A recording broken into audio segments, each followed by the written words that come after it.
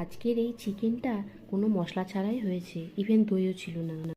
মাংসটাকে নুন হলুদ আর লেবু দিয়ে ভালো করে ম্যারিনেট করতে দিয়ে দিয়েছিলাম।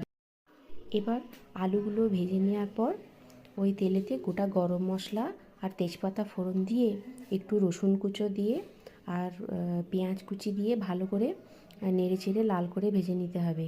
তারপর একটা টমেটো কুচি ভালো করে দিয়ে দিলাম।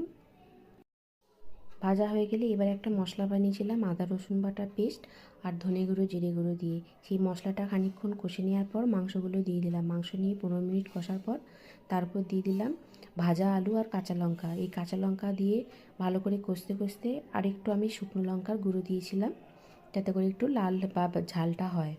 তো তারপর এইটা কষতে কষতে আধ ঘন্টার মতো কষে নেওয়ার পর প্রেশারে দিয়ে দিয়েছিলাম। তো প্রেশারে দেওয়ার পর মাংস রেডি। এই হলো আমার গ্রামীণ স্টাইলে চিকেন। একদম তাড়াতাড়ি হয়, কোনো রকম কোনো অসুবিধা হয় না।